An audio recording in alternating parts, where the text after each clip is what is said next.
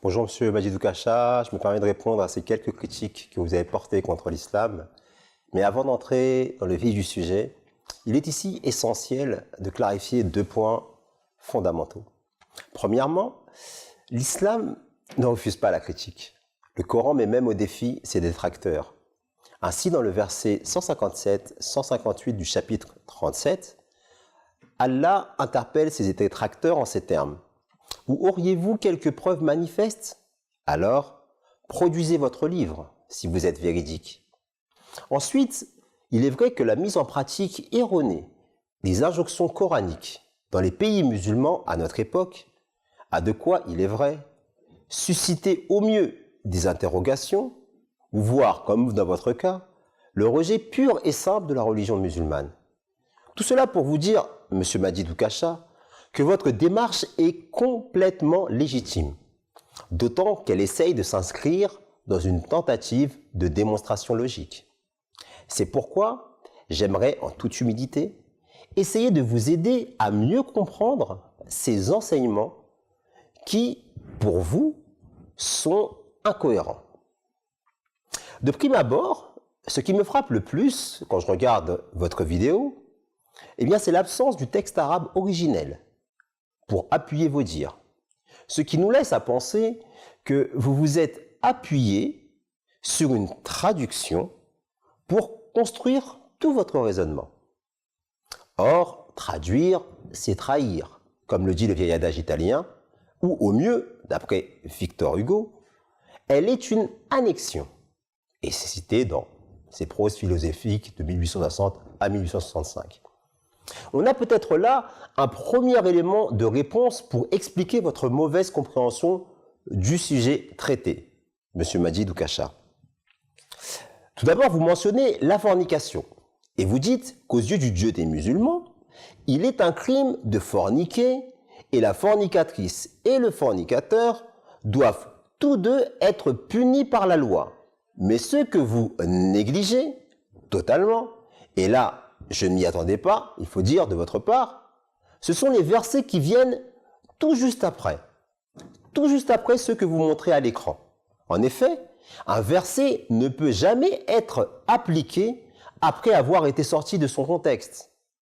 Les versets suivants nous révèlent en fait qu'il ne s'agit pas d'un simple acte de fornication, mais bien d'un acte de fornication témoigné par plusieurs personnes.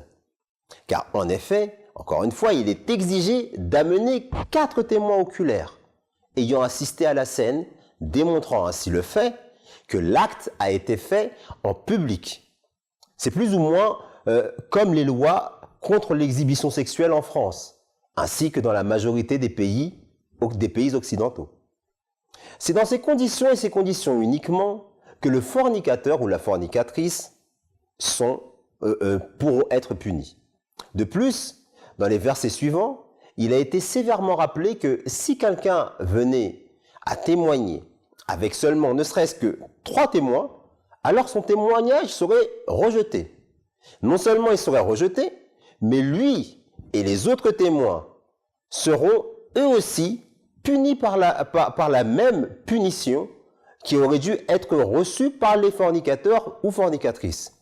Et de plus, leurs témoignages ne seront plus jamais acceptés par la loi, par la justice, par les tribunaux. Et cela incite donc les gens à faire très attention. En ce qui concerne donc la fornication en tant que telle, faite en privé, elle n'est considérée simplement que comme un péché, réprimandé par Dieu et puni par lui seul, s'il le désire. Et c'est bien ce qui est dit dans les versets suivants, à l'exception de ceux qui se réforment, car Allah est pardonnant et miséricordieux. On voit bien que l'acte intime de fornication n'est pas incriminé, cet acte-là et doit être vu avec Dieu. Puis vous dites qu'Allah n'a pas fait mention des conditions de réalisation de ces peines. Sachez qu'en disant cela, vous venez, Monsieur Majidou Kacha, d'expliquer clairement pourquoi Dieu envoie les prophètes. En effet, l'envoyé de Dieu, par sa pratique des enseignements révélés, illustre la réalisation des enseignements, tout comme le code de la route ou le code de conduite ne vous enseigne pas la conduite et qu'il vous faut un instructeur. Pareillement, Un prophète de Dieu démontre par sa pratique. Et c'est ce qu'on appelle la sunna du prophète. D'ailleurs, le Saint-Coran fait référence à cela. Au verset 22, sourate 33, le Saint-Coran nous enseigne, en vérité, dans le prophète d'Allah, vous avez un excellent modèle. Si l'on s'en tient à sa sunna, on découvrira que sa pratique n'était autre qu'une merveille d'indulgence et de miséricorde. Il y a d'ailleurs à ce sujet-là de nombreux hadiths, donc paroles rapportées du saint prophète, sallallahu alayhi wa sallam, qui évoquent des anecdotes faisant référence à la fornication. On retrouve des personnes ayant avoué elles-mêmes qu'elles avaient forniqué. Et pourtant, le prophète s'est détourné d'elles, n'a pas voulu les punir et n'a appliqué la sentence qu'après qu'elles aient insisté lourdement. Et même quand il a appliqué la sentence, quand ces dernières ont dû être punies et qu'elles ont fui, le saint prophète de l'islam, que la paix soit sur lui, ordonna à ses compagnons de laisser partir la personne incriminée. Dans d'autres narrations encore, on retrouve les détails de la réalisation de cette punition. Et jamais le prophète n'a obligé quiconque à être puni, sans la volonté de la personne incriminée. Bien au contraire. À Médine, alors qu'il en était le dirigeant, il laissa à toute personne ayant enfreint la loi le soin de décider elle-même par quelle loi elle voudrait être jugée. C'est bien ce que le Coran met en exergue lorsqu'il dit qu'il n'y a pas de contrainte en matière de religion. Si tout détail devait être inscrit dans le livre de Dieu, sans que quiconque ait à faire le moindre effort pour chercher la signification du texte, le texte perdrait tout son art et toute son éloquence. C'est la raison pour laquelle la langue arabe fut choisie. Autrement, Dieu n'aurait qu'à nous révéler 1 million d'encyclopédies. Reste à savoir la définition que vous faites de l'éloquence. Car ici, il ne s'agit que de clarté. Pourquoi, M. Majid Kacha, aimerions-nous tant une mélodie sans avoir la moindre idée de ce qui nous attire en elle? Je voudrais également revenir sur la barbarie supposée de la punition mentionnée dans le verset en question, qui selon vous devrait mener à une mort certaine. Tout d'abord, le terme arabe utilisé, ijlidou, qui veut dire frapper ou blesser la peau, indique clairement qu'on ne doit pas battre le ou la coupable de ce péché au point de causer sa mort, ou bien encore de briser ses os. Il s'agit d'une punition préconisée pour être dissuasive, non seulement pour protéger la société de la débauche et l'indécence manifeste, mais également et surtout pour protéger la famille. En effet, dans le verset que vous citez, il n'y a pas que la fornication qui est visée. En arabe, le même mot le mot zina, signifie également adultère, la souffrance inimaginable et la malignité qui découle du trouble et du tumulte de l'acte d'adultère constituent un long catalogue. Les moyens incontrôlés et erronés de la reproduction provoquent d'immenses traumatismes et troubles, tant sociaux que psychologiques. La ruine des familles à grande échelle, l'affaiblissement des liens familiaux, le manque croissant de loyauté et de confiance dans les relations, la pandémie croissante de divorce et le sentiment d'être rejeté.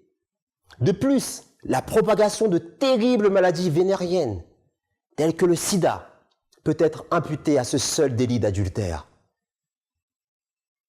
Vous parlez maintenant du vol. Je vais vous montrer par ce verset à quel point le Coran est éloquent lorsqu'on y prête attention et lorsqu'on l'étudie avec concentration. Encore une fois, dans la langue arabe, bien plus que dans la langue française, il existe une énorme différence entre un voleur et le voleur. C'est ce que l'on appelle tarsis. Cela signifie qu'il ne s'agit pas simplement d'un voleur, d'un voleur lambda, mais de cambrioleurs invétérés, ayant adopté le vol comme profession. Ils n'ont rien à voir avec le vol d'aliments en raison de la pauvreté. En effet, dans la situation appelée marmassa en arabe, ou faim extrême, même la consommation de la chair de porc devient licite. Même la consommation de la chair de porc devient licite et c'est un enseignement coranique. La punition de l'amputation de la main ne sera pas attribuée à la famille qui vole pour assouvir sa faim. C'est d'ailleurs ainsi que le saint fondateur de l'islam, sallallahu alayhi wa sallam, comprenait cette injonction. Selon un hadith, un propriétaire exigeant que l'on coupe la main à un malheureux qui avait volé des épis de blé dans un champ, le prophète répondit, « Cet homme avait faim et tu ne l'as pas nourri. » Et le messager de Dieu a donné à l'affamé une mesure de blé. C'est rapporté dans le Sunan de Abu Daoud, Kitab al-Jihad. Et je terminerai en élaborant sur ce verset coranique d'une splendide beauté qui dit « En vérité, Allah enjoint la justice et la bienfaisance envers autrui, et de donner pour sa cause comme s'il s'agissait de parents proches, et interdit l'indécence et le mal manifeste. Et la transgression, il vous avertit afin que vous preniez garde. » Chapitre 16, verset 91. La première partie de ce verset s'applique plus particulièrement au monde économique. Il dépeint une image claire du concept islamique de la justice, du fair play et de la bienveillance envers les couches défavorisées de la société. La deuxième partie, elle, du verset, présente l'image de la société que l'islam cherche à créer. Dieu interdit tout ce qui est considéré néfaste et mauvais, selon les normes reconnues universellement. Il s'agit de tous ces maux comme l'indécence, la malhonnêteté, les insultes et la violence qui sont toujours condamnés par les sociétés humaines, sans aucune référence à des principes religieux, sans aucune référence à quelconque principe religieux. De même, l'islam rejette et condamne toute tendance, conduite ou attitude qui pourrait conduire au désordre, à la rébellion ou à la violence. Dans ce contexte, le mot rébellion s'applique à toute tentative injustifiée de renverser un ordre établi. Mais ce n'est pas tout. Le mot baghi, utilisé dans le Saint-Coran, signifie non seulement un soulèvement armé de nature politique, mais aussi toute rébellion sociale dirigée contre les nobles traditions, les normes éthiques, les enseignements religieux ou les valeurs morales de la société. L'avertissement final nous rappelle que cette injonction est pour le bien de l'homme et complète ainsi cette présentation des points essentiels de l'ordre social islamique. On pourrait encore ajouter que la première partie de ce verset est liée aux enseignements sociaux de l'islam. En effet, une société insensible à la souffrance des êtres humains, une société qui néglige le service de la cause de l'humanité, ne peut pas être qualifiée d'islamique, quelle que soit la force avec laquelle elle applique les autres aspects des enseignements islamiques. L'islam garantit la paix de l'esprit et de l'âme en mettant l'accent sur l'intégrité, la loyauté et la sincérité. L'islam prend des mesures préventives pour empêcher la société de s'abandonner à de vains plaisirs. Ainsi, toute conduite, même si elle peut paraître innocente, qui a le potentiel d'encourager le laisser-aller et la tolérance du mal dans la société, est fortement découragée. Sans une telle attitude, le tort causé à la société ne cesse d'augmenter et devient considérable. Et pour comprendre cela, il suffit malheureusement de regarder dans quel état de promiscuité se trouve la société contemporaine. La course effrénée au plaisir, a conduit à l'érosion et à la destruction finale des liens et des valeurs familiales.